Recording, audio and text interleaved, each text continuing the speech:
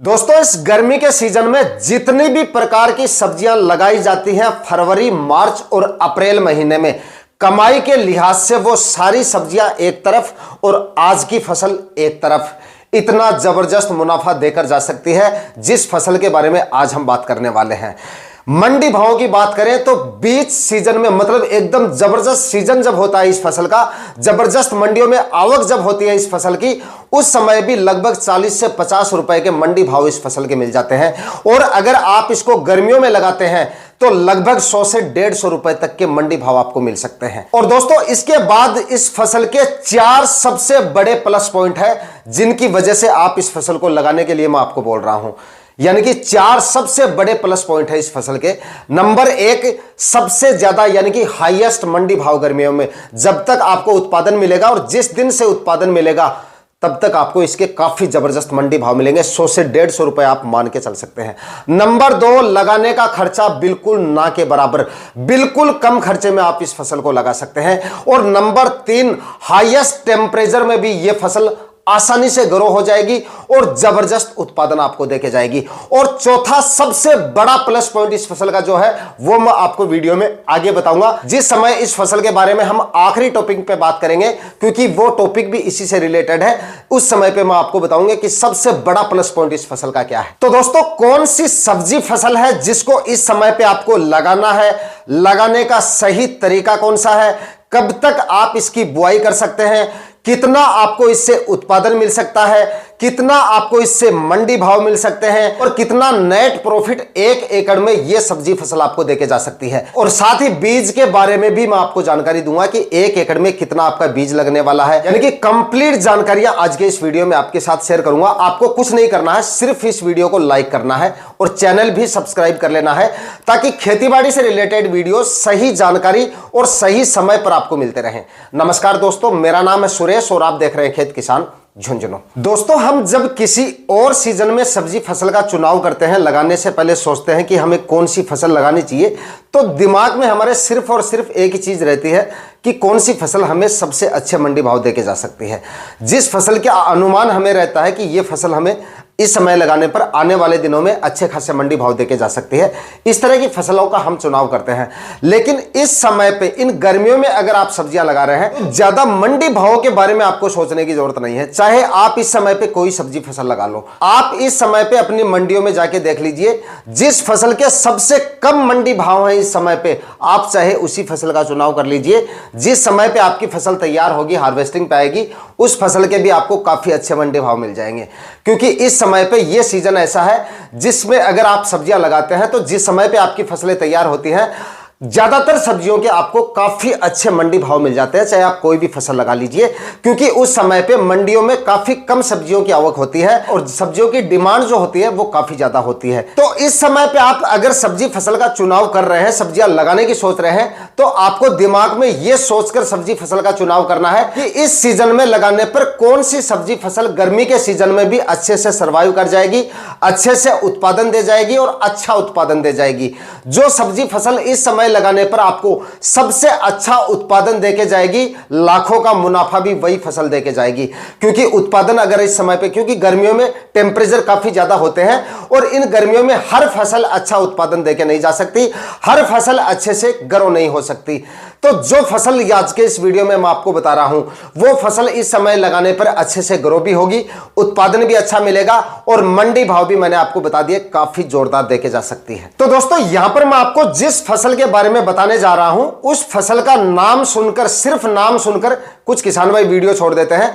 पहले इस फसल के बारे में आप पूरी जानकारी ले लेना और उसके बाद में आप कमेंट करके मेरे को बता देना कि यह फसल आपको उत्पादन या मुनाफा अच्छा नहीं देके जा सकती, या फिर इस फसल के बारे में आपका कुछ और ओपिनियन है तो आप कमेंट कर दीजिए। लेकिन इस फसल के बारे में एक बार जानकारी आप थोड़ी सी ले लीजिए। और इस फसल का नाम है चवला फली। इस समय पे जो किसान भाई चवला फली की खेती करते हैं, लगाने का खर्चा इसका काफी कम है और इसके जो मंडी भाव होते हैं वो लगभग, इस समय पे आप लगाएंगे तो लगभग 100 से 150 रुपए तक आपको आराम से मिल जाएंगे। और इसकी सबसे ज्यादा आवक जब होती है मंडियों में, वो होती है अप्रैल माह में। ज्यादातर किसान भाई इसकी खेती जनवरी या फरवरी में करते हैं। तो जिन किसान भाइयों ने फरवरी में इसकी खेती कर रखी है, उनकी हार्वेस्टिंग जो है हार्वेस्टिंग क्या मतलब मंडियों में उसकी जो आवक है वो लगभग जो है आपकी अप्रैल माह तक आनी शुरू हो जाएगी।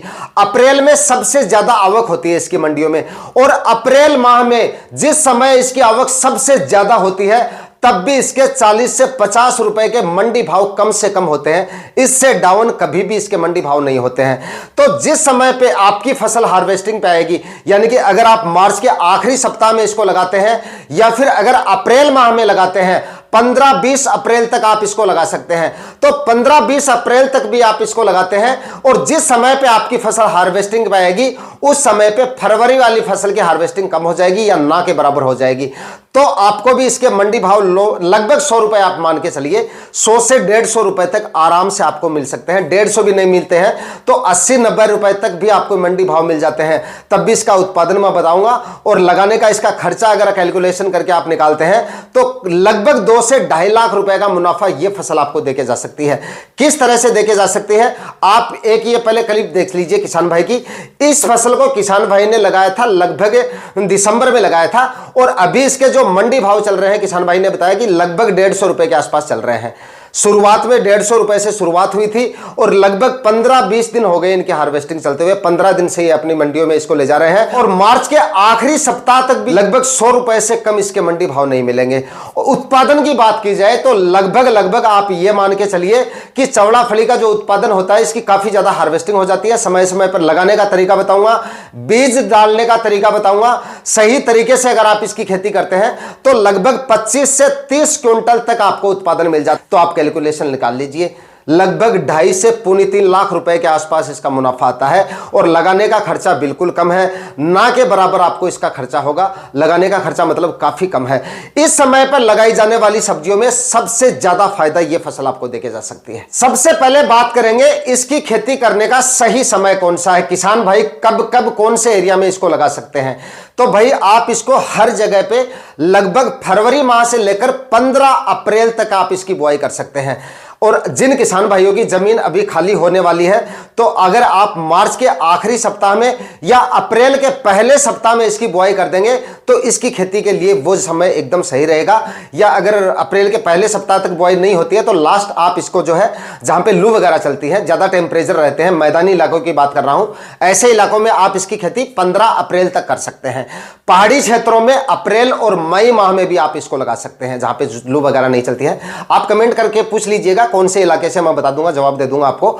बाकी मैंने मोटा मोटा आपको बता दिया है कि कौन से क्षेत्रों में कब तक आप इसकी बुआई कर सकते हैं। सबसे बड़ा मूल मंत्र इसकी खेती से अच्छा उत्पादन लेने का, बीज दर आपको अपने खेत के हिसाब से रखनी है, खाद उर्वरकों के हिसाब से रखनी है। अगर आपके खेत की मिट्टी अच्छी है, भारी मिट्टी है, अगर आपकी ऑर्गेनिक मैन्योर अगर आपके खेत में अच्छे हैं, तो प्लांट से प्लांट और लाइन से लाइन का डिस्टेंस थोड़ा सा आपको ज्यादा रखना है।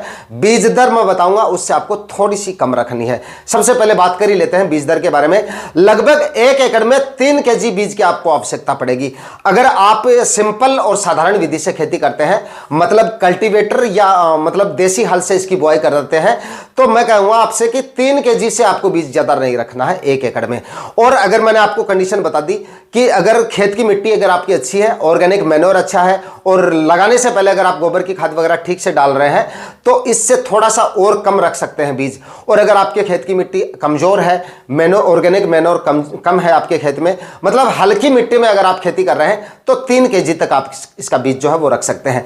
जो किसान भाई बेड बनाकर, जो वीडियो क्लिप में मैंने आपको बताया है, बेड बनाकर अगर आप किसकी खेती करेंगे तो 3-3 फीट की दूरी पर आपको बेड बनाने हैं, और प्लांट से प्लांट का जो डिस्टेंस है वो आपको रखना है सिर्फ 6 से 7 इंच।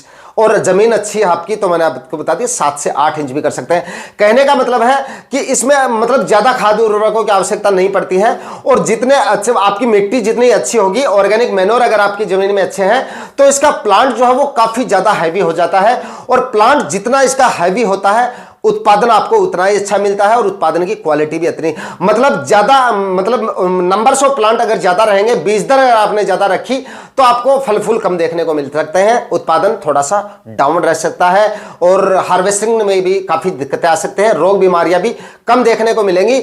आप इसमें बीज की मात्रा जितनी कम रखेंगे, आप अपने हिसाब से बीज दर रख सकते हैं। बेड बनाकर इसकी खेती कर रहे हैं तो एक बेड के ऊपर 2 लाइनों में इस तरह से आपको बीजों की बुआई करनी है। दोनों लाइनों में करीब प्लांट से लाइन से लाइन का डिस्टेंस आपको 1 फीट रख देना है। एक बेड के ऊपर बात कर रहा हूं मैं, सिंगल बेड पे अगर आप खेती कर रहे हैं, बेड बना के खेती कर रहे हैं, तो एक बेड पर 2 लाइनों में आपको बीजों की बुआई करनी है। तो लाइन से लाइन का डिस्टेंस आपको एक बेड के ऊपर से 1 फीट होता है, तो वो पूरा डिस्टेंस आपको मेंटेन करना है। और प्लांट से प्लांट का जो डिस्टेंस मैंने आपको बताया है, तो वैसे अगर सिंगल लाइन में कर रहे हैं तो 5 से 6 इंच आप रख सकते हैं, लेकिन डबल लाइन में अगर बीजों की बुआई कर रहे हैं तो लगभग 8 से 10 इंच आप रखिए, और फिर बेड से बेड की दूरी आप 4 फीट रख लीजिए। इस तरीके से आप कर लीजिए, इससे आपका उत्पादन भी अच्छा रहेगा, बीज दर भी ठीक ठाक लग जाएगी और काफी जोरदार उत्पादन मिल जाएगा। दोस्तों, इसके बारे में थोड़ी सी और अच्छी जानकारी मैं आपको बता दूं, जिन किसान भाइयों ने इसको नहीं लगाया है आज तक, या जिन एरिया में इसको नहीं लगाया जाता है, उन किसान भाइयों की जानकारी के लिए बता दूं कि हमारे एरिया में इसको बरसात के सीजन में लगाया जाता है और दाल के पर्पज से इसका उत्पादन लिया जाता है, मतलब बीज निकाला जाता है इसका, उस पर्पज से इसकी खेती की जाती है हमारे एरिया में। तो बरसात के सीजन में लगाया जाता है और सिर्फ बरसात पे डिपेंड रखा जाता है फसल को, मतलब उसमें कोई सिंचाई वगैरह नहीं की जाती है, ना ही कोई इसमें बेसल डोज डाला जाता है, ना ही कोई गोबर की खाद डाली जाती है, मतलब किसी भी तरह की कोई खाद इसमें नहीं डाली जाती है। सिर्फ बरसात का इंतजार होता है, बरसात होती है, बरसात होने के बाद में देसी हल से इसकी बुआई की जाती है। उस सीजन में अगर बारिश वगैरह अनुकूल रहती है, अच्छा उत्पादन की बात की जाए तो लगभग सूखा जो बीज इसका निकाला जाता है उसका उत्पादन इसका जो है लगभग 8 क्विंटल प्रति एकड़ के हिसाब से इसका उत्पादन निकल जाता है 1 एकड़ में। अगर आप बीज के पर्पज से इसकी खेती करते हैं, दाल के पर्पज से हमारे एरिया में काफी ज्यादा इसकी खेती होती है, हम भी हर बार इसकी खेती करते हैं, तो सूखे बीज का अगर उत्पादन 1 एकड़ में 8 क्विंटल तक जा सकता है, जिसमें हम ना कोई सिंचाई करते हैं, सिर्फ बारिश पे डिपेंड रहते हैं, तो उसका उत्पादन अगर 8 क्विंटल तक 1 एकड़ में जा सकता है। तो अगर आप इसका गीला उत्पादन लोगे, अगर हरा उत्पादन लोगे, तो इसका एक तो वजन ज्यादा होता है, दूसरा सबसे बड़ा प्लस पॉइंट है कि आप इसकी समय समय पर हार्वेस्टिंग करते रहोगे। जैसे फलियां लगी, पकने से पहले आप उसकी तुड़ाई कर लोगे, तो आप इसकी जितनी ज्यादा तुड़ाई करोगे उतने ज्यादा और फल फूल इसमें आते रहेंगे, इस लिहाज से भी उत्पादन ज्यादा हो जाता है। तो मतलब मैंने इसका उत्पादन मैक्सिमम आपको जो बताया वो बताया 25 से 30 क्विंटल।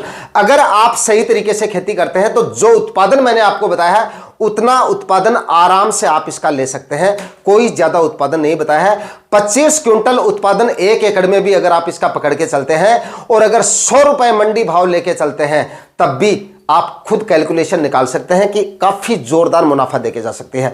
लगाने का खर्चा मैंने आपको बता दिया, बरसात के सीजन में हम 1 रुपया भी इसकी फसल पे जो है सिर्फ बीज का खर्चा होता है। खेत खाली होंगे हमारे, उस समय पे हम जो है डीपली प्लाविंग करके छोड़ देते हैं। जब बारिश होती है कुछ भी नहीं करते, कल्टीवेटर में बीज डाला और इसकी बिजाई कर दी। उसी तरीके से आप अगर सब्जियों में इसको ले रहे हैं, सब्जी फसल के रूप में अगर आप इसको ले रहे हैं, अच्छा उत्पादन अगर लेना है, क्वालिटी अच्छी लेनी है, तो आप इसमें थोड़ा सा बेसल डोज का थोड़ा सा खर्चा कर सकते हैं।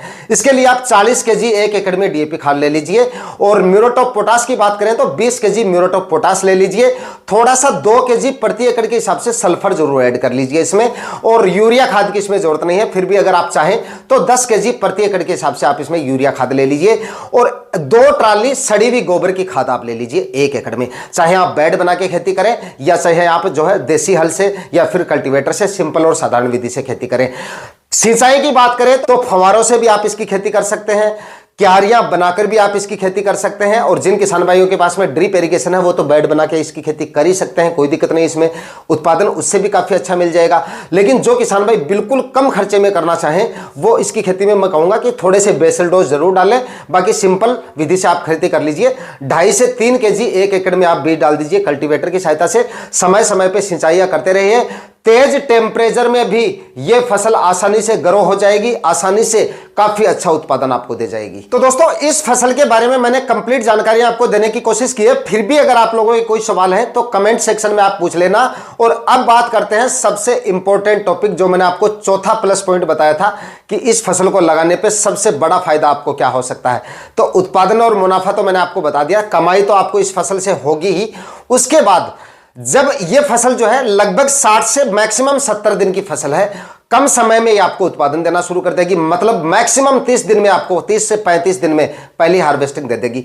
तो मैंने आपको बताया कि लगभग 65 से 70 दिन की ये फसल है। जब आपकी फसल आखिरी हार्वेस्टिंग पे हो, तो आखिरी हार्वेस्टिंग होने के बाद में अगर आप इसको मार्च में लगा रहे हैं या अप्रैल में लगा रहे हैं, तो आप ये मान के चलिए कि मई या जून तक आपकी ये फसल जो है समाप्त हो जाएगी। तो जिस समय पे आपकी आखिरी हार्वेस्टिंग हो उस समय पे आपको सिंचाई जो है वो बंद नहीं करनी है, इस फसल को हरा रखना है जहां तक हो सके आपकी कोशिश। आखिरी हार्वेस्टिंग थोड़ा सा आप जल्दबाजी से करके थोड़ी सी आप जल्दी कर ले और उसके बाद में इस फसल की आप ग्रीन मैन्योर तैयार कर लीजिए। मतलब इस फसल को जमीन में आप दबा दीजिए। जमीन में दबाने के 1 से 1.5 महीने में ये फसल, आपकी जो फसल है वो पूरी तरह से खाद के रूप में तैयार हो जाएगी।